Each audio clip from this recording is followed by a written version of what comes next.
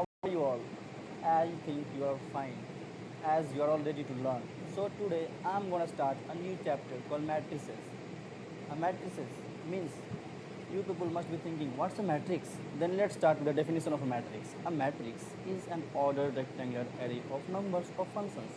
जी हाँ मेरे दोस्तों, मैट्रिक्स एक ऑर्डर रेक्टेंगुलर एरे होता है जिनमें नंबर्स और फंक्शंस पाए जाते हैं. Here we have a11, a12, a13 and a23, or let it be anything, any number or function inside the matrix. We call them as element or entry. As this point says here, numbers or functions inside the matrix are called an element or entry. So a matrix is denoted by a capital letter only, as denoted here by capital A, and these elements are represented by I for the rows and J for the columns. To represent it, we have I for the row elements and J for the column elements. It means that an element Aij represents ith row and jth column. To get still the clear picture of it, we have an example here, that is, here in the matrix A we have to find out the positions of these a11, a13, a31, a22 and a33. Just simply we need to find out the locations of the elements lying here at these positions in the question. So just to get this, we have to equate it by aij, means I is equals to 1, j is equals to 1. It means first row and first column we have 1 in that position, so a11 is equals to 1, and aij is equals to a13, means I is equals to 1 and j is equals to 3. So here we have first row and third column, means it is 3 in that position, so a13 is equals to 3. And similarly it applies to the a31, that is 7, here 7, a22, that is 5, here we have 5, a33, that is 9, so here we have 9. Let's start with the significance of a matrix. Matrices are used in cryptography. Matrices are used to solve system of linear equations, which we would be getting to learn in our further exercises. And matrices are also used in electronic spreadsheets for programs in PCs. Mind you, my friends, these are the extra information given to you for your knowledge purpose. And then we have two major types of matrices, that is row matrix and column matrix. Here we have row matrix first in the row. So a row matrix has only one row and a column matrix has only one column. A row matrix is also called as row vector. Mind you, my friends, row vector भी बुलाते हैं हम row matrix को, और column vector भी बुलाते हैं हम column matrix को. So a column matrix is also called as a column vector. As given here, this applies here also, that a row vector or a row matrix can have only one row. Mind you, my friends, there is one fact about row matrix, that row matrix can have n number of columns but only one row, and vice versa applies here also. In column matrix we can have n number of rows, that is 1, 2, 5 are different rows, but only one column. Here the elements lie sidewards, that is one beside the other. Here we can see the example, 2 lies beside 1 and 5 lies beside 2. So it means that they lie one beside the other. Here the elements lie in up and down manner. Here we can see in up and down manner, and that is one behind the other. It means to say that one behind the other, one below the other. One below the other means 2 is lying below 1 and 5 is lying below 2. Next in the line we have square matrix. As we must be remembering from our elementary studies, that the name itself indicates that a square has equal sides or equal length or breadth. So here also we can guess that what's a square matrix. A matrix in which number or rows are equal to number of columns.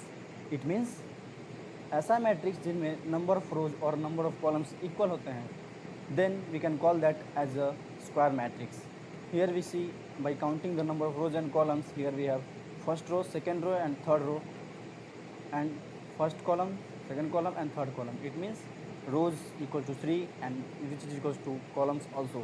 And same applies for the second matrix B, which has a row matrix and column matrix too. By counting them, we have 2 rows and 2 columns.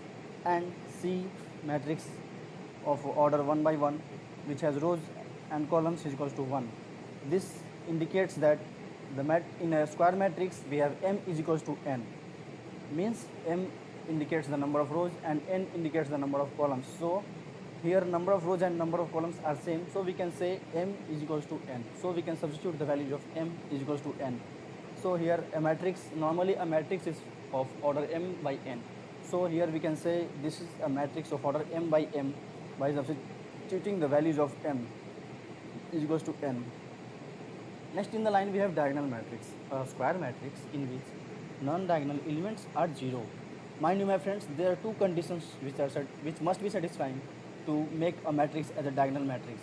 The first condition is it should be a square matrix. You must be remembering what's a square matrix. I told here, a matrix in which number of rows are equal to number of columns.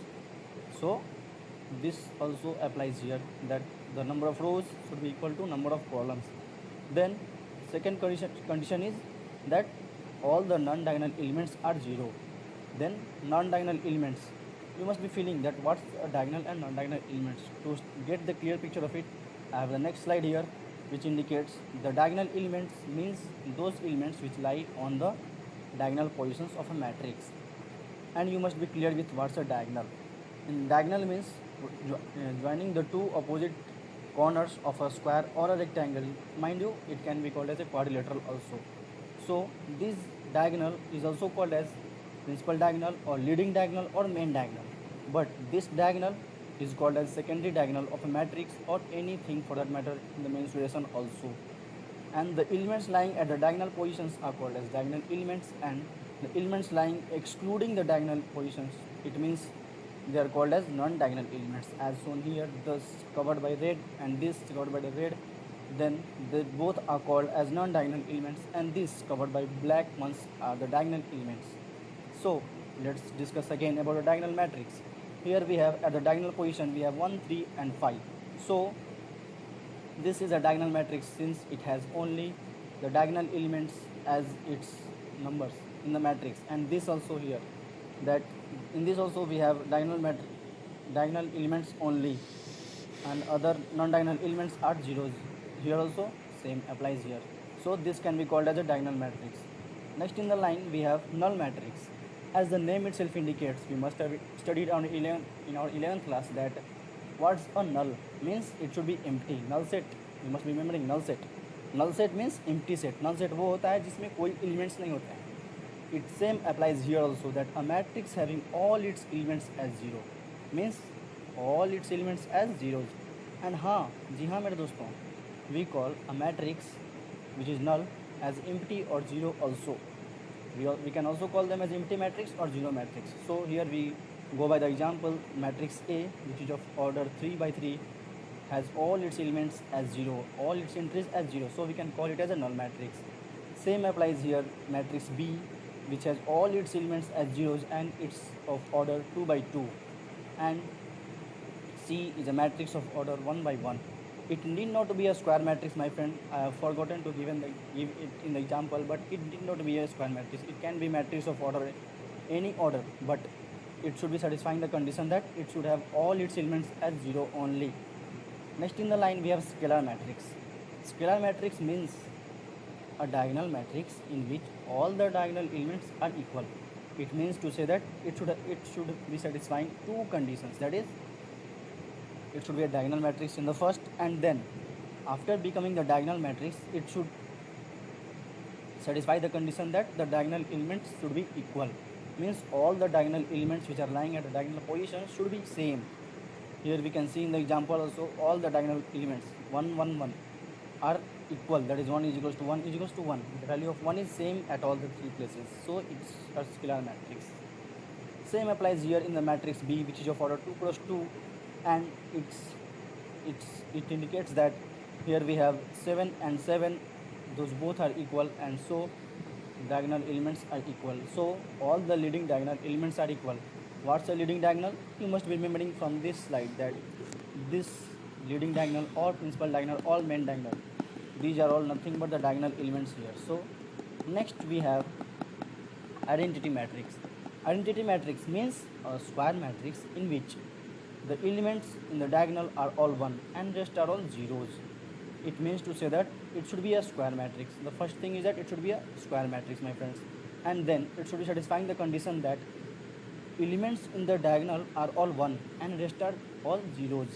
Means the elements which are lying at the diagonal position should be 1, only 1, not anything other than the 1. The elements lying at the diagonal position should be 1. Here also 1. So We can call them as an identity matrix, and also we can also call them as unit matrix too. These matrices are denoted by capital I, and identity matrix is denoted by capital I. Next in the line we have upper triangular and lower triangular.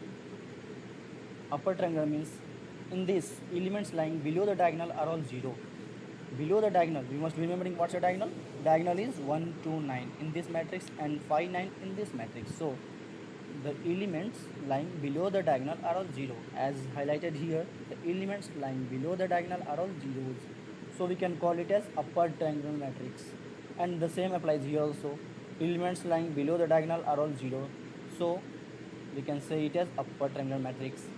This is a square matrix of order 3 by 3 and this is a square matrix of order 2 by 2. Mind you my friends, this should be a square matrix only, because if it is not a square matrix then we cannot find a triangle into it properly. So it should be a square matrix, and even these two, for these two we should have square matrix only. Next, here we have lower triangular matrix. In these elements lying above the diagonal are all 1.